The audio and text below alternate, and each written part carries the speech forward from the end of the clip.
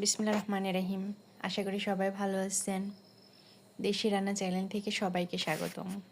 তো দেখেন আমি আজকে আরেকটা দেশি রান্না নিয়ে এসেছি। তো দেশি রান্না করার জন্য আমি আজকে নিয়েছি কয়েকটা ধুন্দুল এবং ধুন্দুল করে কীরকম আমি কুচি কুচি করে কেটে নিয়েছি। তো কুচি কুচি করে কি রান্না করব সেটা দেখার জন্য অবশ্যই ফুল ভিডিওটা দেখতে হবে, স্কিপ করবেন না পুরা, এবং আমার চ্যানেলটি সাবস্ক্রাইব করবেন।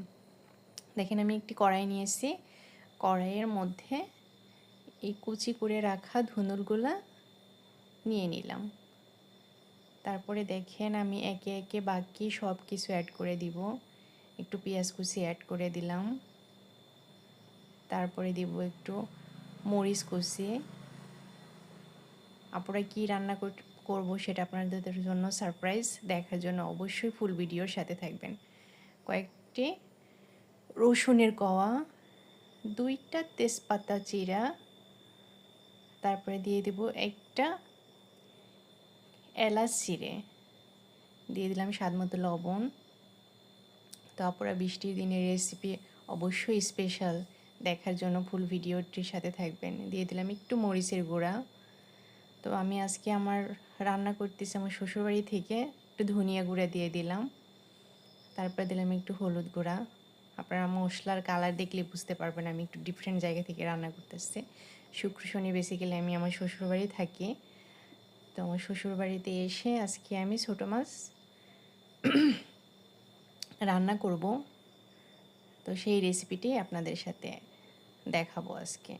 তো দেখেন আমি সুন্দর করে মিক্স করে নিলাম, মাখিয়ে নিলাম হাত দিয়ে। তারপরে দেখেন এই যে নদীর ছোটো মাছ, এটা পদ্মা নদীর মাছ, এটাকে আমরা দেশি ভাষায় বলি হচ্ছে পিয়ালি মাছ এবং বেলে মাছ, দুইটা আর কি, এবং চাপিলা মাছ, 3 ধরনের মাছ আছে এখানে।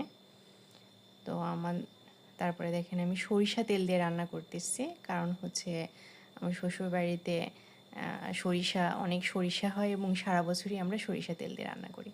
তো দেখেন আমি সবগুলো দিয়ে মাছ দিয়ে তারপরে সুন্দর করে হাত দিয়ে ভালো করে মেখে নিচ্ছি, কারণ আপনি হাত দিয়ে যদি ভালো করে মেখে নেন তাহলে খাবারের টেস্টটা অন্যরকম আসে। অনেকেই যারা হাত দিয়ে মাখতে চান না তারা চামচ দিয়েও মাখতে পারেন। তো দেখেন আমি একটু পানি অ্যাড করে দিচ্ছি। তো যেহেতু ধুন্দুল যারা রান্না করেন তারা এমনিতেই জানেন যে অনেক পানি ছেড়ে দেয়, তো এই জন্য আমি একটু পানি কম করেই দিয়েছি, কারণ এটা রান্না করতে গেলে পানি এমনিতেই চলে আসবে। তারপর দেখেন আমি চুলায় বসিয়ে দিয়েছি, চুলায় বসিয়ে দিয়ে ঢাকনা দিয়ে ঢেকে দিলাম। ঢেকে দিয়ে 5 মিনিট মতো সময় লাগবে। দেখেন 5 মিনিট পরে আমি এসে দেখি যে আমার রান্নার এরকম একটা অবস্থা হয়ে গেছে। কি সুন্দর দেখাচ্ছে আপুরা। ছোটো মাছ মানেই সুন্দর রেসিপি এবং টেস্টি রেসিপি, আর সেটা যদি হয় নদীর মাছ তাহলে তো কোনো কথাই নাই। আমাদের বাড়িতে ছোটো মাছ খুবই পছন্দ করে সবাই, এজন্য সপ্তাহে অন্তত একদিন হলেও আমরা ছোটো মাছ রান্না করি। তো দেখেন আমি আবার দেখলাম যে আমার এখনও তরকারিটা হয়নি, এই জন্য আর একটু সময়ের জন্য হচ্ছে ঢেকে দিলাম। তো আপনারা অনেক চ্যানেলে দেখবেন যে 4 মিনিট 5 মিনিট সময়টা দেখায়, তো আমি এত নির্দিষ্ট করে বলবো না, কারণ এক একজনের ক্ষেত্রে রান্নাটা এক এক রকম হয়। তো আপনারা দেখে দেখেন আমার রান্নাটা প্রায় শেষ, এই জন্য হচ্ছে আমি আমার সেই স্পেশাল জিরা গুঁড়াটা দিয়ে দিলাম। আপনারা ছোটো মাছ চচ্চড়ি করতে গেলে অবশ্যই এই জিরা গুঁড়াটা অ্যাপ্লাই করবেন। কী যে সুন্দর একটা ফ্লেভার। এখন আমার মাছ হয়ে গেছে, এখন আমি খাবার প্লেটে বেড়ে দিচ্ছি।